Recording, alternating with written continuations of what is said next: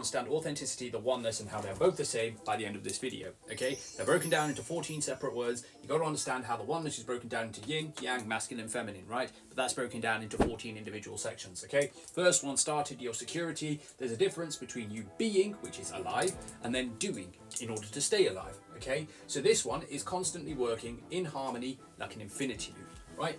Moving on to the next one. You've then got your emotional section, which is stored in your sacral and your hips, right?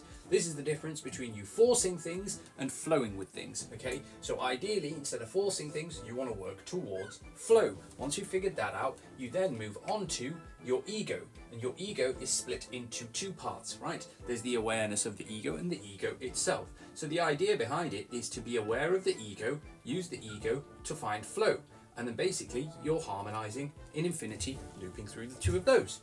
Get that? If you don't, ask questions. Also, save this for later so you can come back to it. Next, we have the heart section, okay? This is the difference between gratitude and self-serving, right? Self-serving. So what you want to do is get from understanding that everything you do is serving yourself to be grateful for it so that you can become aware, to manage your ego, in order to flow instead of force things to be and to do. Get me? Good. From there, you then realize that you have your truth. What is your truth? I'm this type of way, I'm that type of way, this is what I want to do, these are the changes I want to make, so on and so forth. From there, you turn that truth into action, right? No point saying, I believe this, if you're doing nothing with it, because you're a waste of space in your life, okay? From there, you then get on to action into intuition.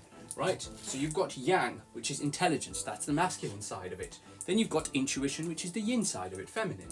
Okay, this is flowing as well, like this, all the time between each other. You have intuition, intuitive thoughts, then you have intelligence that tells you do this with this intuitive thought, because that contributes to your truth, which leads to action, which leads to gratitude and all of the above, right? Finally, you've then got your final section, which is chaos and order.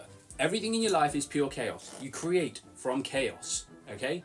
And then you organize it into order, right? This is the journey of the ego. The ego is constantly trying to figure out what its purpose is. And because it's constantly protecting you and your self, or inner child if you want to call it, that is organizing or ordering all of the chaos in your life. I feel this way. Let's organize it. I feel this way. Let's fix it with this. I feel this way. Let's do this. So all of the chaos, when you feel overwhelmed, the ego tries to come in and organize it, right? And then when you realize that you can organize your chaos and that leads to an intuitive and intelligent action for living your truth because you're grateful for everything that's ever happening to you, and because you're aware of your ego, you no longer force the things that you're doing and start to flow with it, essentially leading to that harmony between being and doing. Good and evil doesn't exist, it's all subjective relative to what you want to do, and at the end of the day, you then reach authenticity. Put questions in the comments, if you got any, let me know, and yeah, thanks very much for your time. Peace.